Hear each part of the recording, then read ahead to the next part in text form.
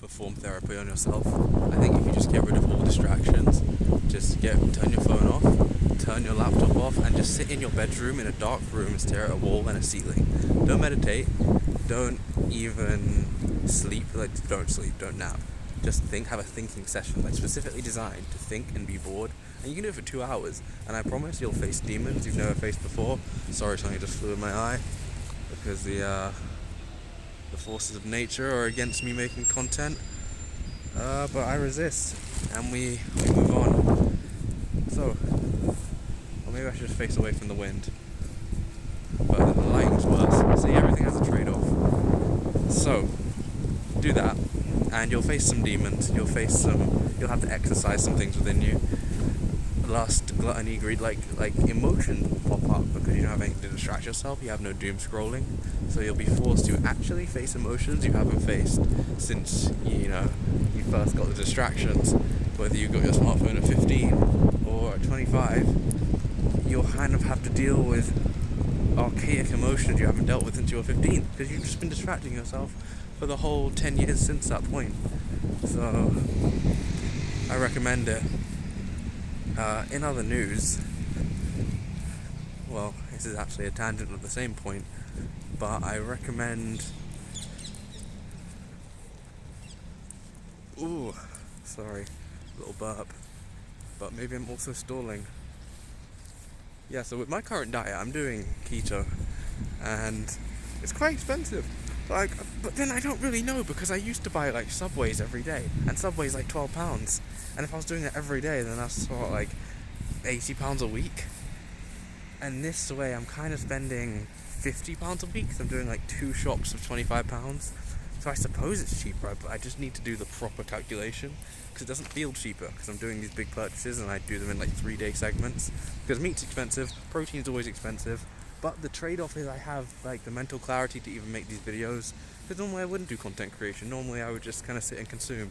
But ever since I've been doing this, as I feel like I'm running out of money. Also, yeah, the idea that there's a deadline, the idea that food's getting more expensive, it's almost like you're kind of urged to action. So, yeah, sometimes you have to put yourself into a certain situation that urges you to action.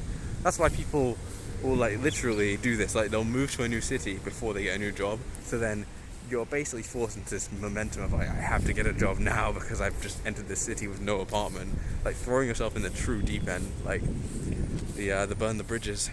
If you actually want to get something done, that's what you have to do. That's what you have to do. Burn the bridges. And I highly recommend doing that if you're in a life situation where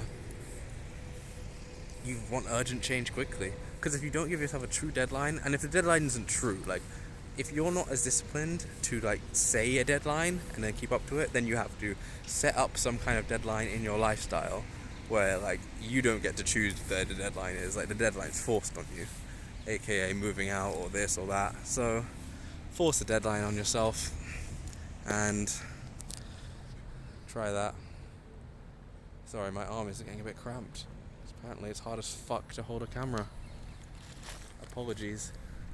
So, my next point, what video did I make?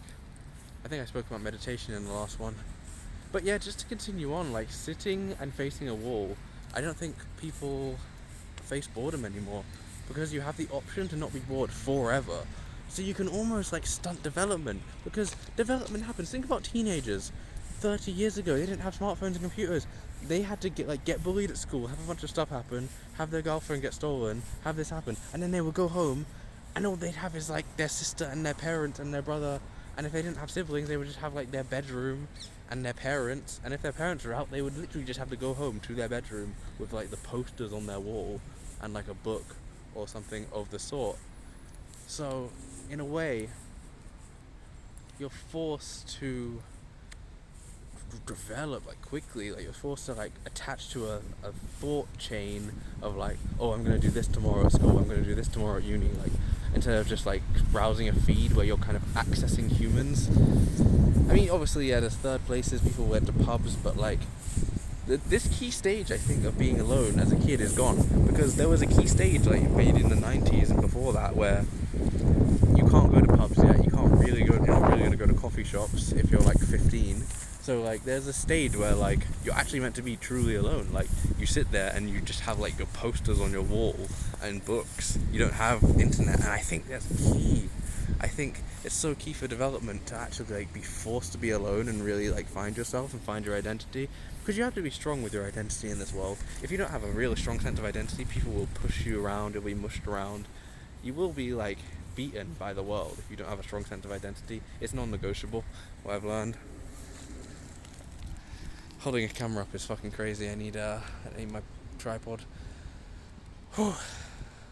But yeah, I do hope you appreciate this this advice I pass on to you. Get a strong sense of identity, because life will push you to do the thing you need to do, and it will egg you on. I've noticed, like whenever I'm not doing the stuff I'm supposed to be doing, I get egged on. Like if things happen and they just keep happening, for example, things I just don't want to happen in the environment, like people from my past will pop up and be like, oh hey, or this will happen, and it feels like a waste of time, to the point where it just feels like I'm being attacked and I have to do something about it. So please just sit in your room today and just think. Don't even do anything. No screens. Just think and sort out what's been on your mind for the past 2 years, 5 years, 8 years. Because when was the last time you sat and thought? Like, yeah, sometimes your phone dies on the bus and it happens, but like, I mean with no stimulation. Like, you can't look out a window, there can't be other people around, which is why I say you have to do this in your bedroom. You can't do this outside, exactly, because there's stuff going around. You have to stare at a wall in the dark with no noise or sound, like actual sensory deprivation, because then your mind kind of figures out what it really wants, in a way. Like, this is a way to find your purpose, like stare at a wall. So thanks for watching. Bye bye.